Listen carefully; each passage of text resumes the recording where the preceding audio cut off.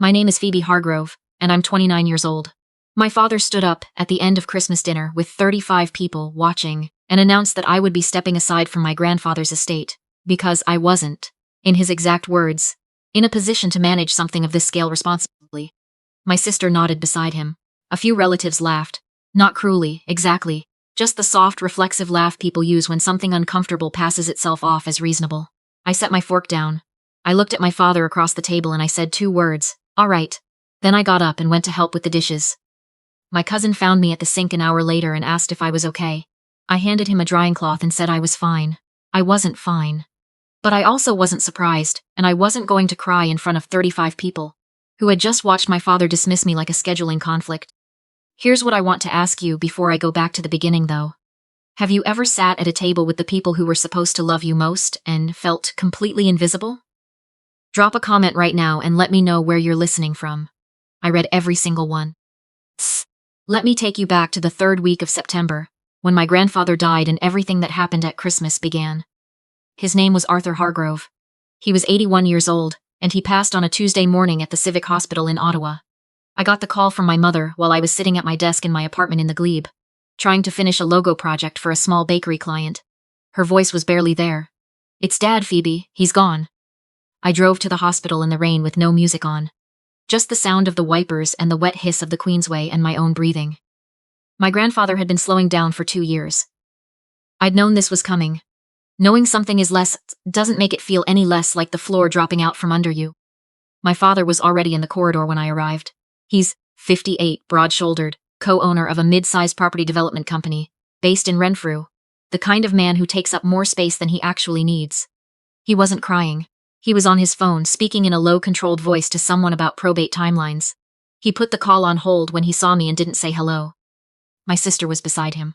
She's 32, recently made senior manager at a financial advisory firm in Nepean, and she was standing with her arm looped through my father's, in a way that made me think of a campaign photograph rather than a grieving family. I stood at the far end of the corridor with a coffee I didn't drink. The last time I'd seen my grandfather, he was sitting in his armchair at the Renfrew house, holding my hand in both of his. He was thinner than I remembered. His voice dropped low the way it did when he didn't want my father to hear.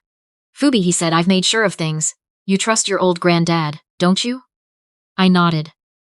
I thought he was just talking the way old people talk when they're thinking about dying. I didn't understand yet. The funeral was at the United Church on Stewart Street, the one he'd attended for 40 years. My father gave the eulogy. He spoke for 14 minutes about legacy and what it means to build something that lasts. He said my sister's name 4 times. He mentioned my mother once. He did not say mine at all. Afterward, in the receiving line near the back doors, a woman I didn't recognize touched my elbow. She was around 60, silver hair cut close, with the particular calm of someone who has already seen the end of whatever situation you're currently in. She shook my hand firmly and said, very quietly, "Your grandfather talked about you constantly. I'll be in touch." She was gone before I could ask her name. That evening, 14 of us gathered at my grandfather's house on the corner lot in Renfrew, the brick bungalow with the maple tree out front that he'd planted the year my father was born. My father sat at the head of the dining table and raised his glass. "Dad left his affairs for me to manage," he said, scanning each face in the room. "I'll make sure everything goes where it needs to go, to the people who are in the right position to use it well." His eyes settled on me for just a moment. "So none of you need to worry about any of it." I set my fork down, he told me. "He was confused near the end," my father said, cutting straight across me. "Whatever he thought he was promising you, Phoebe, it doesn't hold up legally. Let it go." My mother looked at her plate. She didn't look up. I noticed that. After the meal, I went upstairs to the room that used to be mine in summers. There was a small watercolor of the Muskoka cottage on the wall that I'd painted at 13, still taped up at the corners. Out of old habit, I opened the nightstand drawer. There was an envelope inside that hadn't been there before. Cream paper. My name on the front in my grandfather's handwriting, shaky at the edges but pressed down hard, like he wanted the words to be permanent. Inside, a letter and a partial photocopy of a document headed Declaration of Inter Vivos Trust, Arthur James Hargrove, settler. Halfway down the first page highlighted in yellow, beneficiary, Phoebe Ann Hargrove. My hands were shaking when I read the letter. "Phoebe, if you're reading this, then I'm already gone, and Douglas is doing exactly what I always knew he would. I'm sorry I couldn't stop it while I was alive. The full trust document is with my solicitor, Raymond Cloutier. His office is on Rideau Street in Ottawa. The copy I've left you is partial. Enough for you to know I'm telling the truth, not enough to stand alone. Don't show anyone. Not Douglas. Not your sister. Not even your mother yet. Wait for the right moment. Raymond will know what to do. You were always the one in this family who saw things clearly, even when everyone made you feel like you didn't. I'm sorry it took me so long to say that out loud. All my love. Grandad. I pressed that letter against my chest and sat in the dark for a long time, listening to the voices downstairs. 3 weeks later, I received a forwarded email. It came from my sister's address, sent to me by accident. The subject line read, Trust Amendment, Petition Grounds. I opened it. 7 messages, back and forth between my sister and my father. She had drafted a petition to file with the Ontario Superior Court of Justice, requesting a change to the trust's named beneficiary. The grounds she cited: financial instability, inconsistent income history, no real property assets, and what she called a demonstrated pattern of avoiding long-term responsibility. She had pulled my student loan balance, my rental history, and the fact that I'd left a corporate communications job at 24 to go freelance. But the line that made my vision go white wasn't any of the legal language. It was a message my sister had typed at the bottom of one exchange, casual as a shopping list. She won't fight this, Trevor. She never fights anything. That's always been the problem with her. I took screenshots. I backed them up in 3 places. Then I called my mother and said, "Tell Dad I'll be there for Christmas." I wasn't going to make peace. I was going back for one reason. 2 days later, I was sitting across from Raymond Cloutier in his office on Rideau Street. 11th floor, the Ottawa River gray and flat behind him. He was a trim, silver-haired man in his mid-60s, with the composure of someone who has watched a great many families fall apart, and has learned not to be surprised by any of it. "Your grandfather first came to see me 11 years ago, he said. 7 years ago, he came back and asked me to establish an irrevocable inter vivos trust with you as sole beneficiary. He paused. He told me, and I'm quoting him directly, that Douglas would attempt to undo it, and that I should structure it so that he couldn't. He placed the original trust document on the desk. Cream paper, notary seal pressed into the corner, my grandfather's signature in blue ink, steady and certain. $480,000, held in trust at the Royal Bank branch on Bank Street, Raymond said. Irrevocable means the trustee, your father, cannot alter the named beneficiary without either your written consent or a court finding of mental incapacity at the time of signing. He opened a second folder. Your grandfather had his family physician conduct a cognitive assessment. The same week he executed this document, he scored in the 89th percentile for his age group. The results are on file with our office. I exhaled. It was the first real breath I'd taken in a month. There's more, Raymond said. He placed a second document on the desk beside the first. A deed of gift, registered with the Land Registry Office for Muskoka District, dated 3 years prior. The cottage.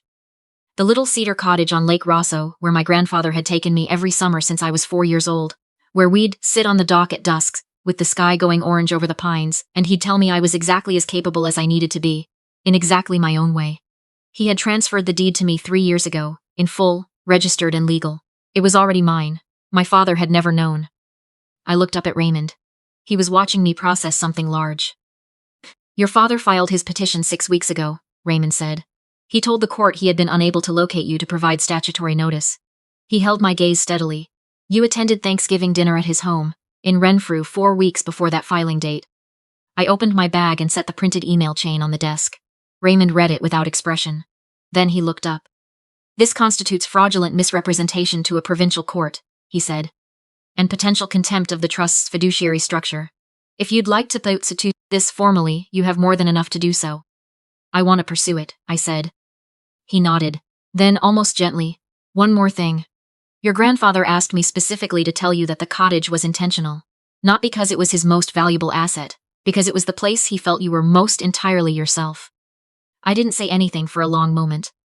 When do you want to move forward? Christmas, I said. My father has invited the whole family, 35 people.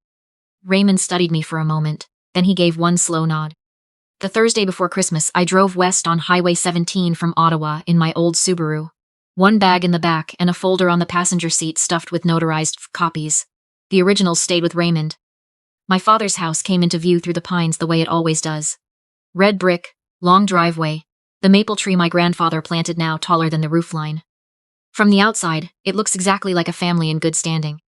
My mother met me at the door and held on a few seconds longer than usual. My father barely looked up from the television.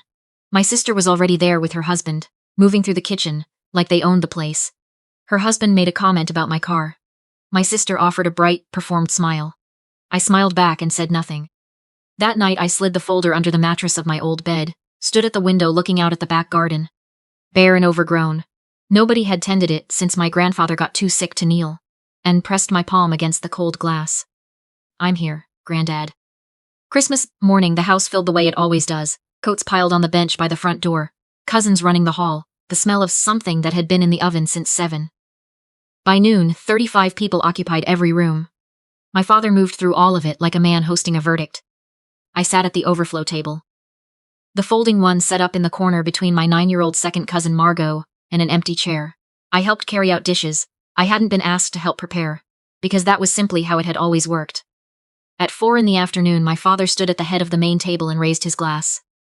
This Christmas we remember Grandad Arthur, he said, and we celebrate family success.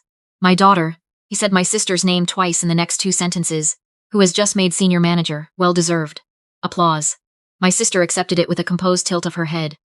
My Aunt Greta, my father's older sister, called from across the room. What about Phoebe? Anything exciting going on, honey? I opened my mouth. Phoebe's still finding her footing, my father said without looking at me. She does beautiful work, graphic design and all of that. We support her, of course, in our own way. He paused. A small smile crossed his face. Every family needs someone to remind the rest of us not to take everything so seriously. Right, Phoebe? A comfortable ripple of laughter moved through the room, warm, easy, entirely at my expense. My little cousin Margot looked up at me with wide eyes. Are you okay? She whispered. I handed her the breadbasket and nodded. After the pie and the bourbon, and the second bottle of wine, my father stood again. Tomorrow morning, he said, I'll be sharing Granddad's final wishes regarding the estate. I'd like everyone present. He looked directly at me when he said it. His expression had the settled quality of someone who has already decided how things end. That night, I did the dishes alone. My sister came and leaned in the kitchen doorway, her wineglass dangling from 2 fingers. You should just let Dad manage this, Phoebe, she said. It's complicated. You don't have the background for it. I kept scrubbing the roasting pan. Something that had been held under tension inside me for a very long time finally went still. Not cold. Just still. Do you know, I said quietly, what Grandad actually left me? I didn't look at her when I said it, but I heard the silence shift behind me. When I glanced over my shoulder, her face had gone very quiet. She left the kitchen without a word. 10 minutes later, my father's voice came from the living room. Phoebe, in here. I dried my hands. I walked in.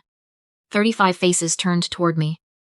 My father stood in the center of the room, pointing the way he used to when he was making a point at the dinner table when we were children. What did you say to your sister?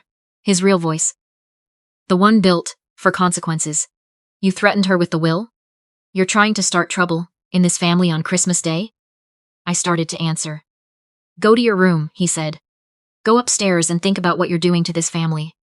Don't come back down until you're ready to apologize to your sister. 35 adults.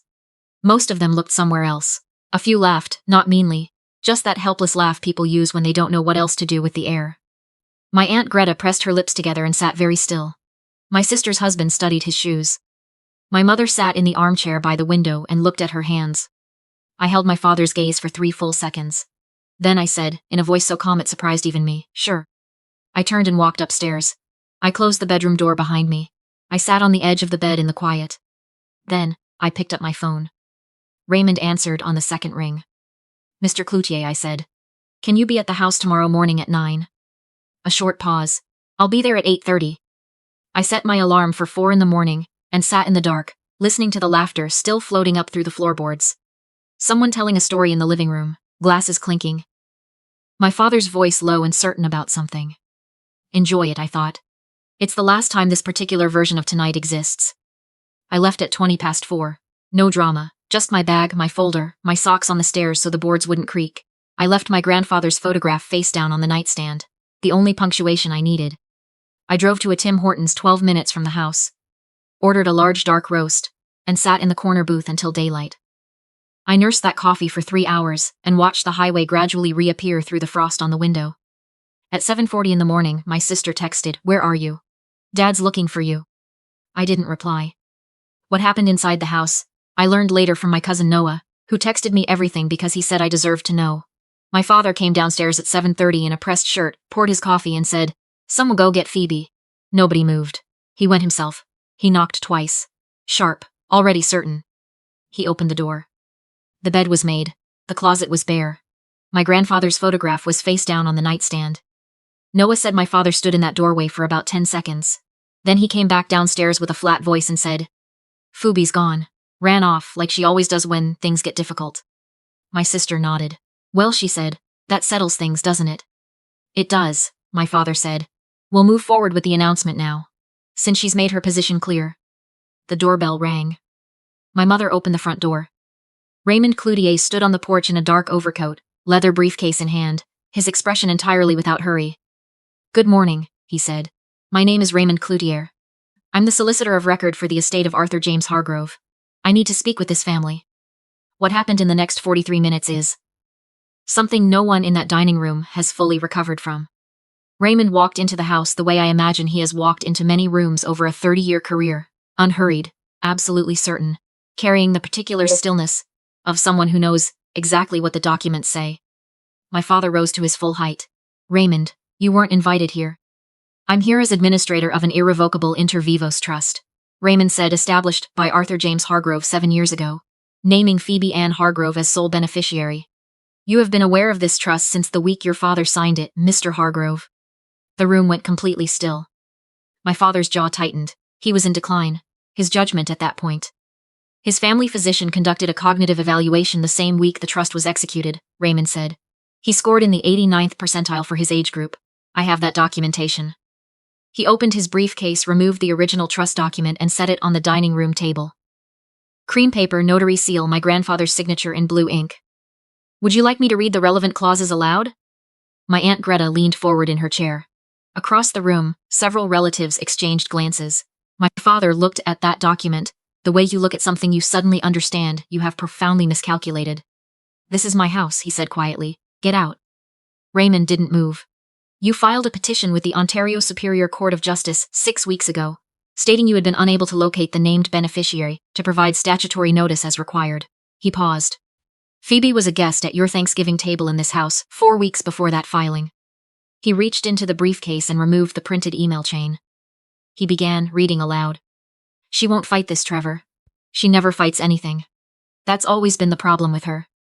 The room turned slowly toward my sister. Her face went the color of the tablecloth. Raymond laid the emails beside the trust document, side by side. He explained, clearly and without drama, what had occurred. A petition, filed under false pretenses to a provincial court, a trust instrument that was irrevocable, and could not be amended without my written consent or a judicial finding of incapacity that did not exist, and a cottage property on Lake Rosso that had been legally deeded to me 3 years prior, under a separately registered instrument. My father's voice rose. He said Raymond had no right to walk into a family gathering unannounced, that this was a private matter, that my grandfather had been confused in his final years and hadn't understood what he was signing. He turned to my sister. "Tell him." My sister opened her mouth, closed it. Her husband had not spoken since Raymond began reading. "The trust is irrevocable," she said finally, in a voice that had lost most of its certainty. "I told you that. I told you 6 months ago it couldn't be changed." "You drafted the petition," my father said.